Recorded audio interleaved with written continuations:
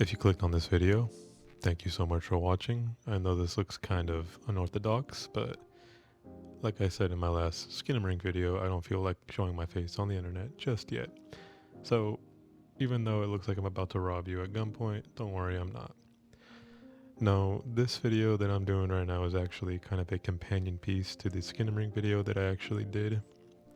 I wanted to add this to the video, but I felt like it would have been a bit too long, and due to time constraints, I just wanted to put the video out there, and also because I couldn't really find people to actually participate in this video. But in the days and weeks after the Skinamarink video released, I did actually find a couple of people. I asked around about 6 or 7 people, and only 2 of them unfortunately got back to me. Kind of sucks. I'm bummed out about it, but you work with what you got, right? So the 2 people that I did get, I wanted to do like an interview style kind of thing going on with them where we actually talked live, but that also wasn't going to happen.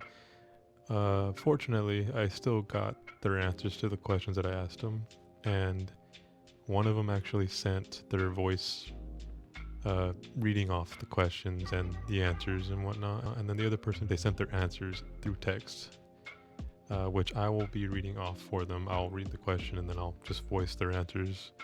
So you'll still get someone talking, just not that person.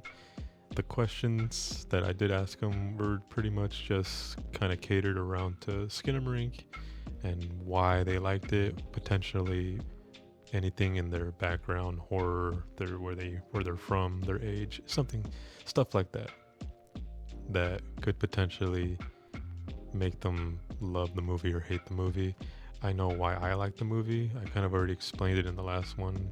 That analog horror vibe kind of just, I float with it, if that's to make it easier. One of the people who sent in their voice sent in a pretty lengthy audio clip with their answers in it. I love listening to it. It was just pretty fun listening to people's answers to the questions. Very interesting.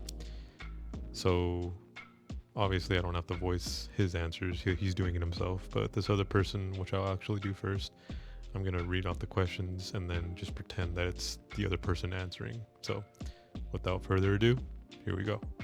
Before I start, I asked them how they wanted me to refer to them, if there was like a name or something, and he just said, I'm assuming it's a he, that they wanted to use one of the Reddit accounts. So this is user WritingMyWrong, and they asked me to use this profile because it's their horror profile, and I checked their horror profile out, and they do a lot of no sleep and short stories, so I guess go check them out. And here are the questions that I asked them. So starting off with number 1. Where are you from and what year were you born? Originally from Georgia, born in 1997, but I grew up in Vermont. So, born in 1997, grew up during, just about that early 2000s, mid 2000s. So, yeah, just around that time. If you know what I'm talking about, you know what I'm talking about. Question number 2. Do you primarily watch horror, or are you an occasional watcher? They said, I absolutely love horror, especially horror movies. And if it wasn't evident enough already with their profile on Reddit, their horror profile, pretty obvious, right? Question number 3. What type of horror is your favorite? They said, I enjoy death games and gore porn, the ones that have the most creative kills, but I'm also a fan of found footage that doesn't overuse shaky cam and leads into world building such as Hell House, LLC, and anthologies that force them to get in, make a quick scare, and get out like VHS. Yeah, I love VHS. Not all of them. The first 2 were good. I think somewhere along in the middle, at least 1 or 2, it felt like they ran out of steam. But what was the new one that came out? There was one that took place in the 90s. It was like 97 or something like that. And then a recent one, I believe it was 84, VHS 84 or something like that. Those 2 definitely brought it back. So yeah, no, VHS is good. Hell House, yeah, I like the first one. After that, don't ask me. Question number 4. What do you think about liminal / nostalgic horror? And they said, both liminal and nostalgia tread a fine line where a great movie will stand out above the rest, but some just lean too much on, hey, isn't this spooky? YouTube seems to be the best place place by far to find good liminal and nostalgia horror. And yeah, I mean, I obviously agree with what he said at the end there. I don't honestly think, has there even been a mainstream movie that's done it? I mean, because liminal nostalgia, if you want to call it a genre, it's a pretty recent invention, if you want to call it that. I don't really think anything has leaned into that. There's shows like Severance that maybe kind of do it, but that's obviously not trying to be that. It just feels like it. But aside from that, I don't think there's anywhere else aside from YouTube where you can find it. But YouTube has some pretty good stuff. So yeah, what he said about treading a fine line where is it scary because it's nostalgic liminal, or is it scary for other reasons like an atmosphere or something that's going on? I agree with him that a lot of stuff on YouTube kind of relies on that, like, hey, this looks like a house you grew up in the year 1999 or 2000, right? And that's all they do. That's all they do for the scare. That itself isn't scary. Even though I find it creepy, it's not entirely scary. There has to be more to it. Obviously, atmosphere and a bunch of other things. Not so much, but don't use that as a whole crutch, right? Question number 5. How did you hear about or find Skinamarink? I found out about it looking for showtimes of another movie. I think it was Megan, and the poster immediately caught me to the point that I now have that poster on my wall. I don't remember.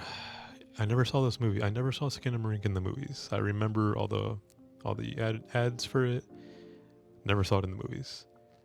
The way I found out about it was by another YouTuber, actually. He goes by Mr. GG. Pretty entertaining guy if you want to go watch somebody. He did a review. Well, he didn't do a review. I guess he watched the trailer, and he was just describing the trailer. I didn't want to watch the trailer. He said it was something along the lines of like some kind of analog horror-ish type of movie, and that right there was enough for me to really get excited for this movie. Because again, like I said earlier, what mainstream movie uses that genre, that setting, that atmosphere in their movies? Barely any, if it's even considered that in a mainstream movie. And as far as the poster itself, I mean, yeah, no, I love the promotional art for this movie, especially the one with Kevin sitting in the hallway in the dark. I mean, I honestly think it's better than an actual trailer because, yeah, just look at it. Question number 6. Why did you enjoy it, or why did you dislike it? I love it because it not only has the serious YouTube vibe of things like Mandela Catalog or Vita Carnis, but because it uses boredom as an intrinsic part of the movie. You need to be bored, searching the darkness and shadows for anything to hold on to, so that every little whisper and movement on screen will grip you tight and taunt you long after it's gone. Now, that's a pretty interesting statement right there. I agree when he says it has the serious vibe thing of, like, you know, Mandela Catalog and Vita Carnis. It kind of has that going on for it. But then he says it uses boredom. Now, that's pretty interesting. I've never actually thought of it like that until I've read his answer. But I see it now in the movie, and I understand. Like, I knew what it was, but I didn't know how to put it into words. But yeah, it was pretty simple, right? Boredom. I think that's actually, I honestly want to say that's 50% of why people didn't like this movie. Other than it being too long, in my other opinion. But yeah, I feel like the boredom, it works in this movie because, let's be honest, 90% of this movie is just you staring at some random corner or something in the house in the dark and expecting something to happen. This whole movie is just you waiting for something to pop out, which happens, I think, about 4 times in this movie. But for the rest of that time, you're just bored, I guess, is the best way to put it. And you're just waiting and waiting and waiting, and nothing happens. But that entire time, you don't know. If you're watching for the first time, you don't know. So it works. But yeah, that's a good statement. I've never thought of it like that, but yeah, good statement. Question number 7. Do you believe this type of horror only to be understood by a specific generation? I think it has less to do with the generation and more to do with the type of person. It's going to appeal to those who watch and enjoy the YouTube brand of liminal horror, but it's not going to hit well with those going into it and expecting it to be like any other type. See, when you watch horror on YouTube, you're often forced to be up close on the screen, looking at horrifyingly edited pictures and focusing on whispers. So you're more likely to understand what Skinamarink is going for if you enjoy that. And I agree. I agree with his answer right there. Because I did go into this thinking that a specific type of generation would really enjoy this movie. My generation being a part of it, which I won't say because I don't like feeling old, but take a guess. But definitely my generation, the one after me, and then so forth, those who grew up on YouTube back in the early days. It's not just those who grew up on YouTube though, it's definitely those who grew up in suburbia. Because obviously this movie takes place in a suburban household, and I think for most of us watching this video, and for a lot of people, growing up in a suburban house is not remarkable at all. Mostly everybody you know has done it. And when you watch this movie, you know, it magnifies the fear. But that's what horror is about, right? It's taking something ordinary, something that you wouldn't find scary now, but something you did find scary maybe as a child, and then making it scary again as an adult. And I think this movie did a good job of that. Growing up in a suburban household, again, it's not anything special, especially now, but as a kid, being locked inside of a house like the movie, not knowing where anybody's at or what's going on, and just being in perpetual darkness is pretty damn scary, especially when we see it now as an adult, at least for me anyway. Question number 8. Any extra thoughts that you'd like to share about Skinamarink or that specific genre in general? Skinamarink is an incredible film. It's rare to find one that people either absolutely adore or absolutely despise, and I recommend that those who enjoy that very specific brand of horror give it a shot in a dark room with all distraction put away. I couldn't have said it better myself. It's a very interesting movie. It's not for everybody, obviously.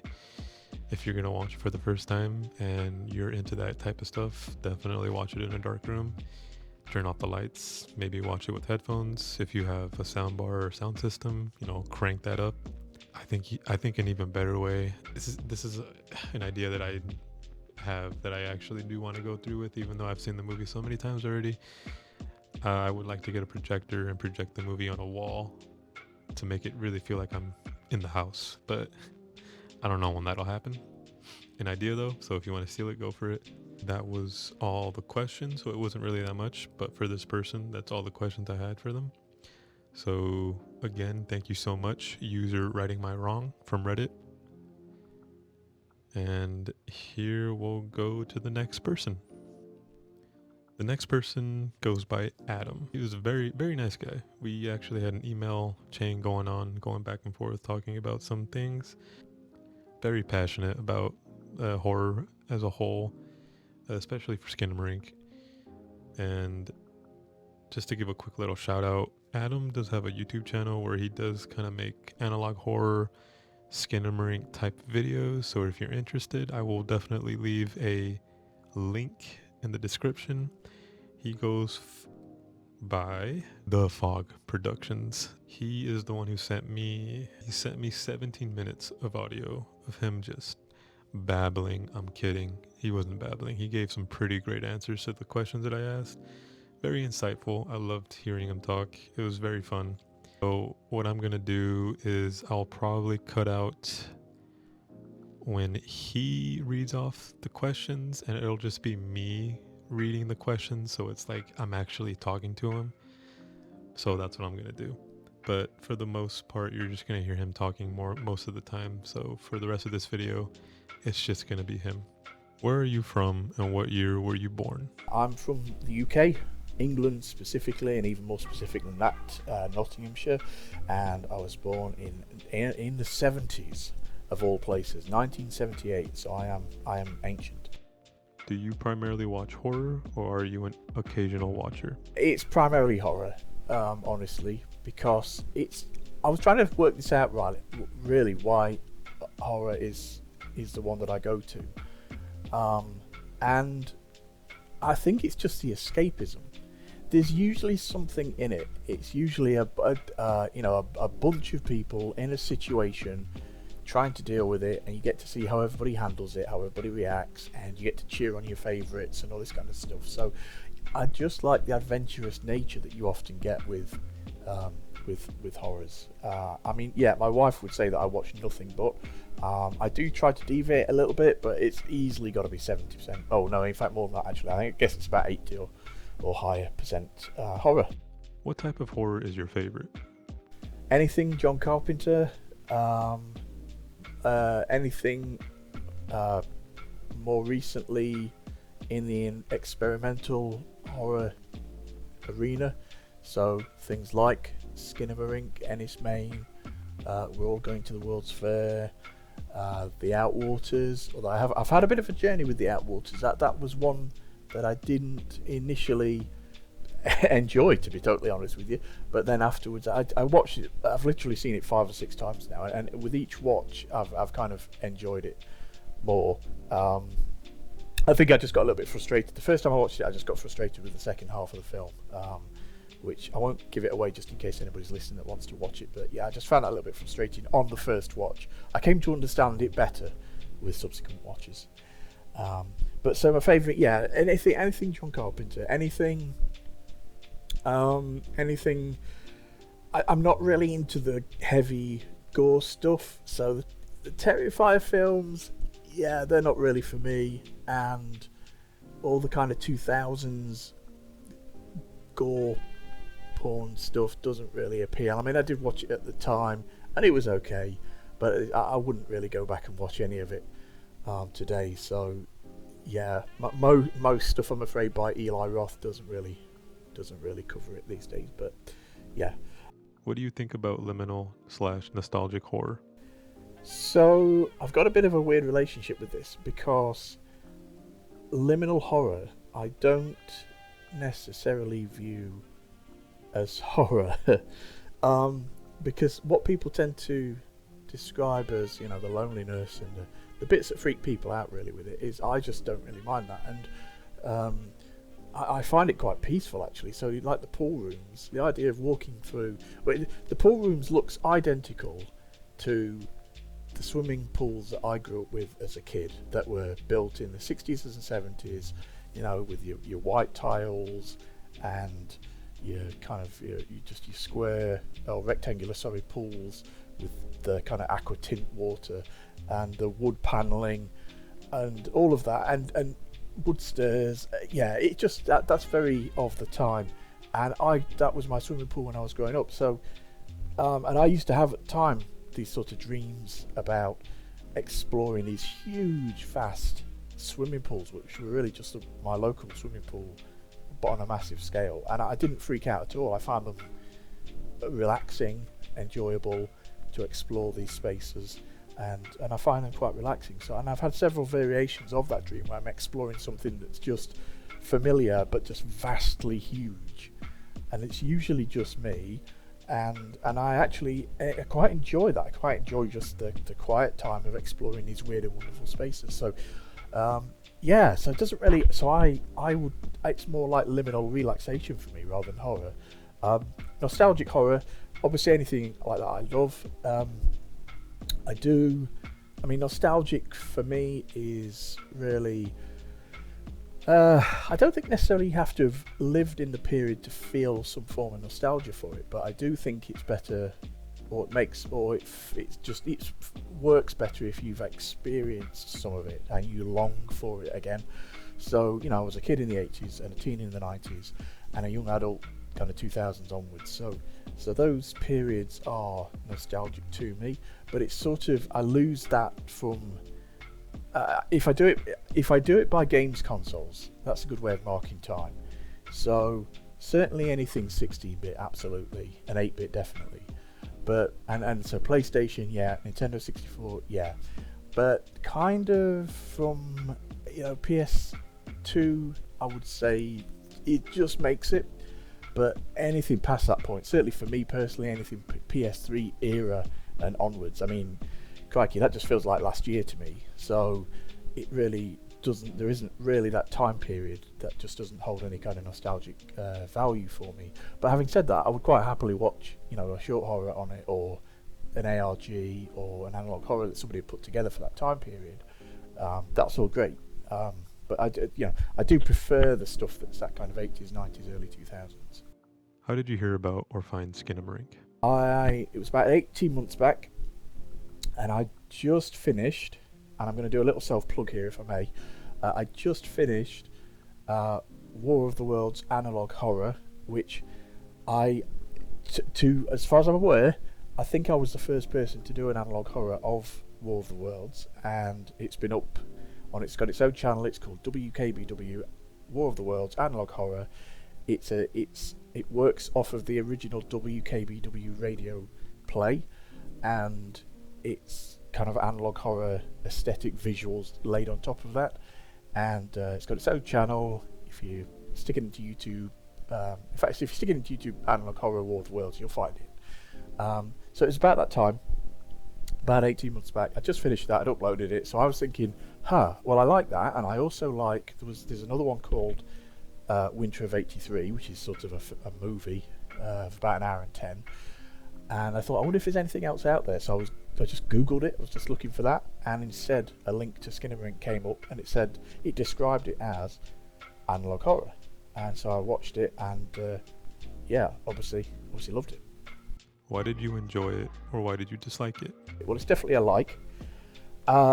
This is hard to describe. I did it. I think I hit it at the right time for one thing, but also just the film itself. I love the visuals. I love the audio is awesome. Just that hiss, and using the hiss and the hum, the variance in the volume level, the different kind of hiss tracks that the creator uses to give different types of ambience and to ratchet up the tension. I'm good with it.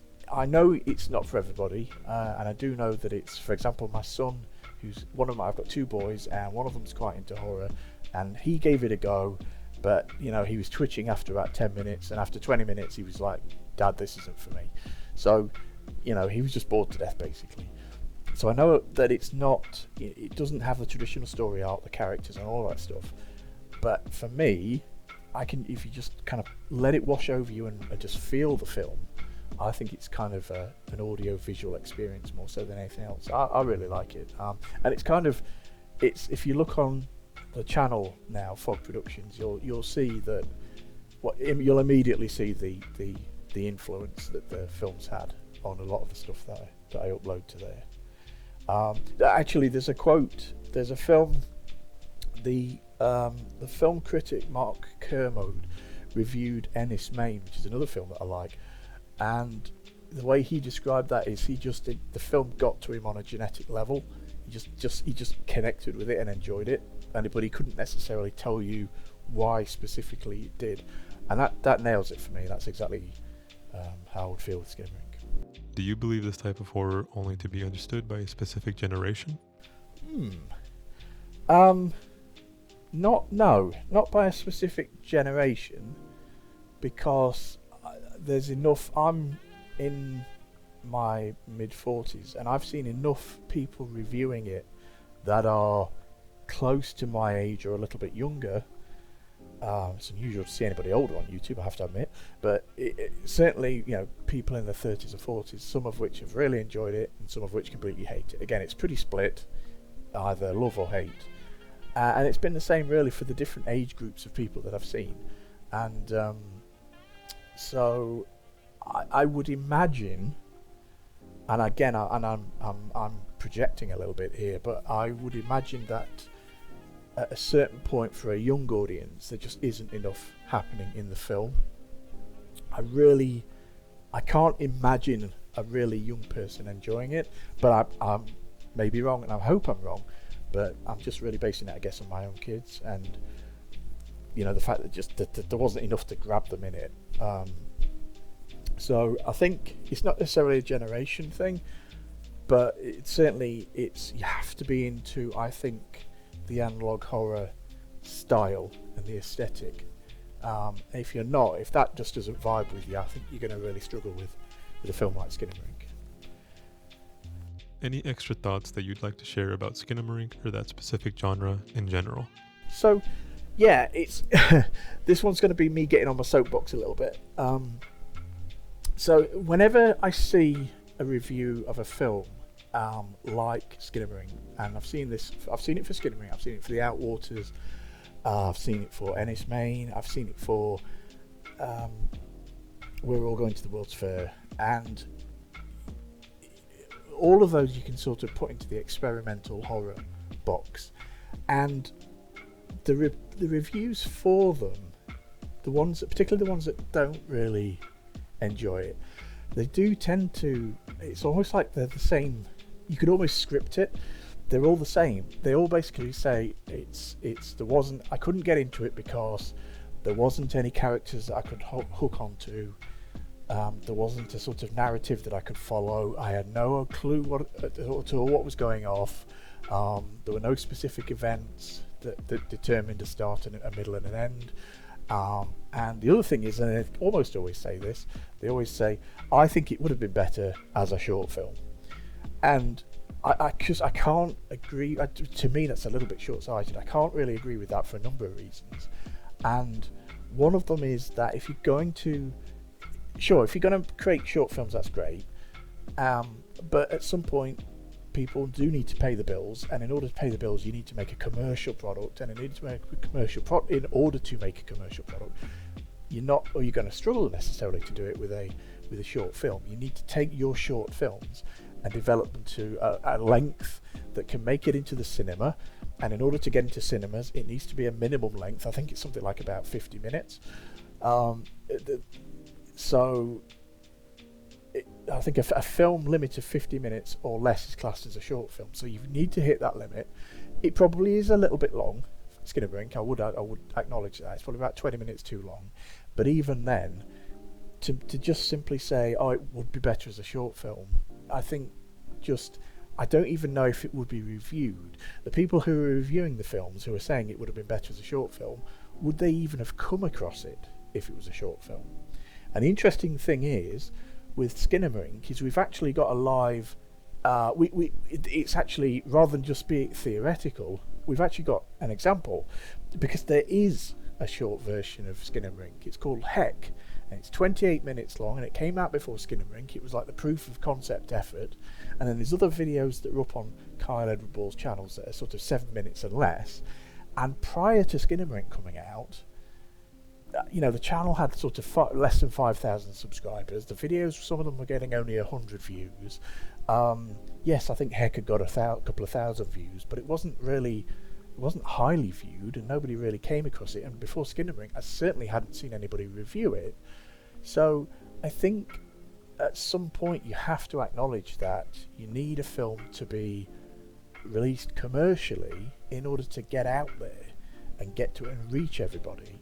And as wonderful and artistic as a short film can be, it's never going to reach that kind of audience. And let's not forget, at some point, if you want to drive a car and have a house and all that kind of stuff, you've got to pay the bills, right? So, and I'm afraid a short film, generally speaking, won't do that. So there's both a commercial reason to do it, but there's also an artistic reason to do it, which is that you're going to reach more people by doing it as a long form film. So to sort of say, will it be better as a short film, misses the fact that nobody would be there to experience it, because if it's a short film, it probably would fall under the radar, and